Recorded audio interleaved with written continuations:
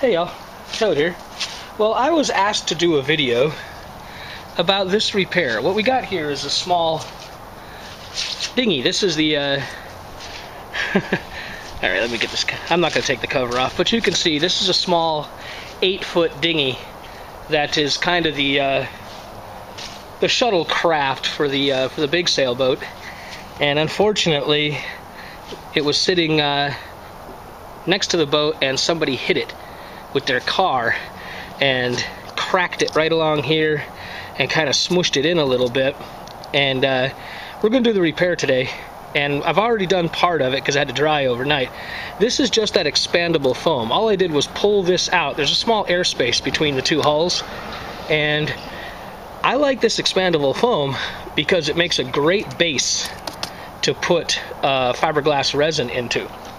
And I know it looks kind of filthy right now. We're going to put the first bit of resin in there, and the reason I'm not going to sand it is if I try and sand or grind this right now, all these little bitty holes that got exposed when I cut this was a little mound about ½ an inch taller, and I just cut it off with a pocket knife on both sides, and all these little air holes that it exposed will fill in with the resin. This will be there'll be nothing mixed with the resin. It's pretty viscous.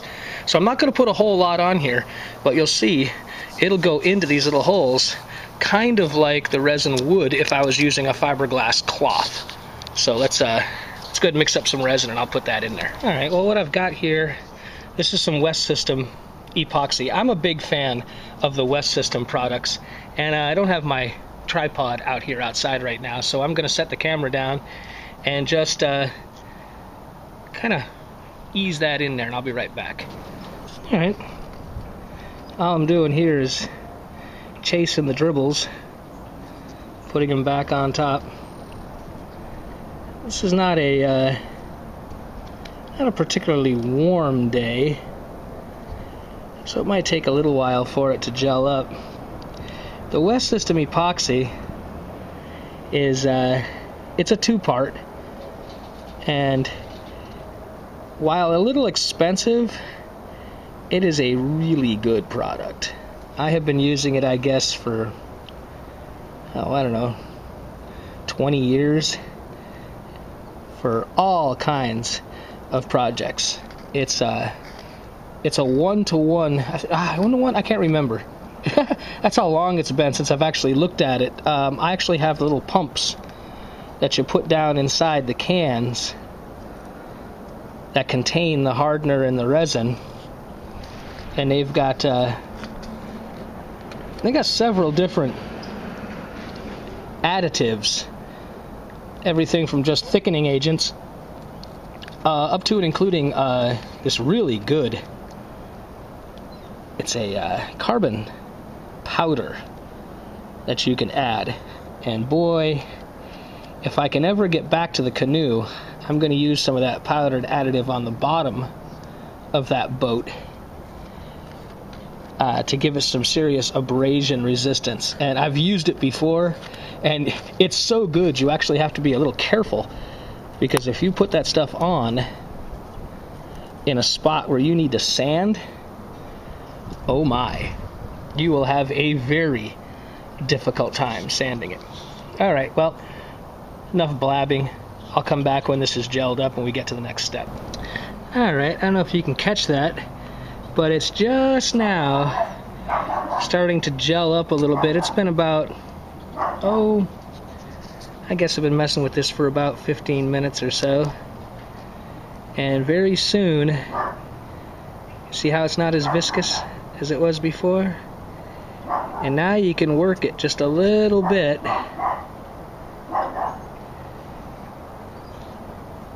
and get it into some places. The thing about most epoxies, and West System is no different, is it's a little incestuous. It really prefers to stick to itself in its own family of products. So while this looks a little messy, there's actually a method to the madness. That's why I'm doing all this long before we get into the next step, which is the one you're probably wondering about. Alright, that's going to be it for here. I'm going to finish this up, and we'll be back when it comes time to actually start shaping this and blending it into the rest of the transom. Alright, for a filler, what I use is a 2-part epoxy, and it's not north, south, or east system epoxy. It's a different one.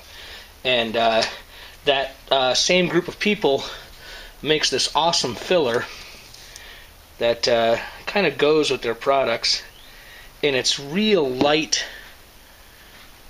fluffy stuff. I have no idea what's in there. But basically what we're going to do is mix that up. It's a little rugged because I've used this cup to mix before. And it'll slowly, as it mixes, turn into a pretty decent self-supporting goop that's a little, say it's a little more, has the viscosity of maybe cold peanut butter. So it's self-supporting. And on the boat there, obviously it's kind of hard just to move the boat around and keep using gravity. So looks like I need a little bit more in this mix. So we'll put a little more in there. And you kind of do this by eye. There's a little bit more. And you can't go crazy because, like I said, the stuff it's lighter than flour. And it will just come poofing out of your container if you go crazy mixing it. See, that just happened a little bit right there. But see, now you can see how it's getting, you see the viscosity it's starting to get to now here. See, it'll hold itself up. And that's what you want. And we're going to use this to fill in the holes. Ha! Alright, well there's the finished repair. Try to stay out of the frame there. I had that really bad one, and then over here on the side had this other one. It's kind of a crunch. And that's just pretty much shaping with 80 grit on my 5-inch orbital, then finishing it off with 120. And now we'll get ready to paint.